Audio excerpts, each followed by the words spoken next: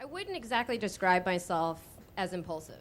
In fact, I'm rather calculated, painfully calculated, about basically every decision I make in my life, except for this one aspect, and that's travel. For some reason, I can't help but say yes to anything anybody asks me to do.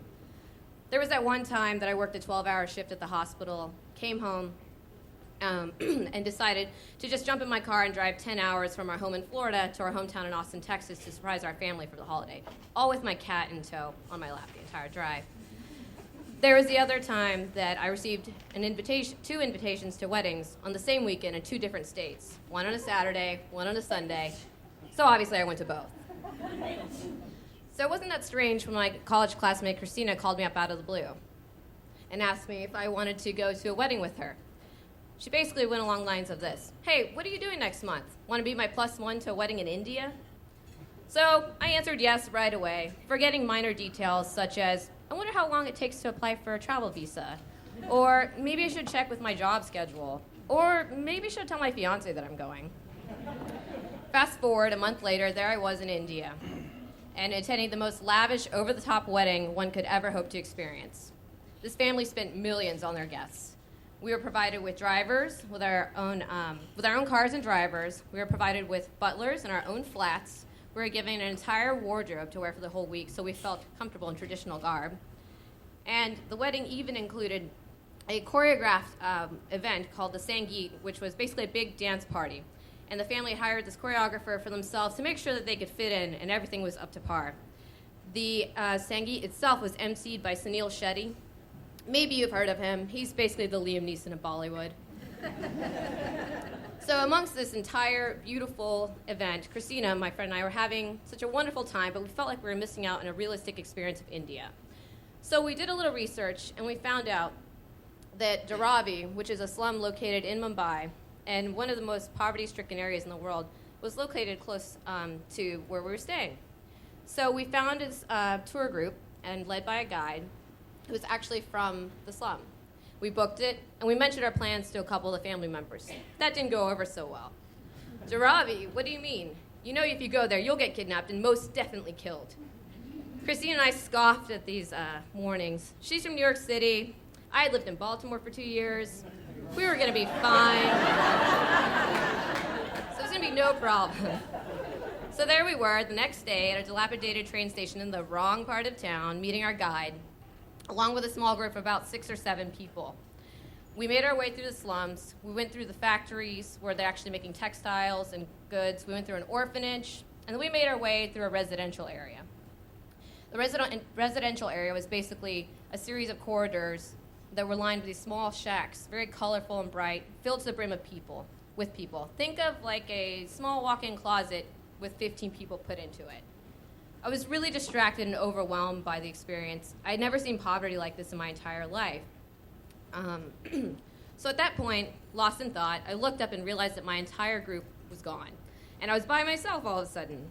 I could make out Christina ahead of the crowd, so I just ran forward across these wooden planks, lining the streets that were acting as sidewalks, to catch up. And as I was catching up, I heard the guide saying something along the lines of, "Everyone, be sure to follow me closely. You want to watch out for..."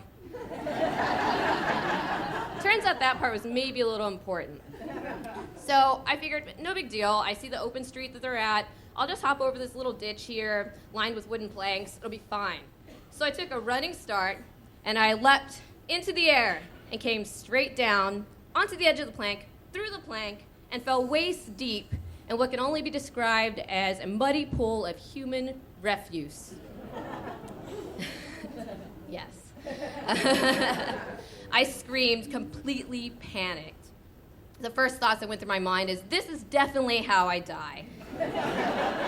I started scanning my body for any microscopic cuts that could be, potentially located where that flesh-eating bacteria was already likely ravishing my body.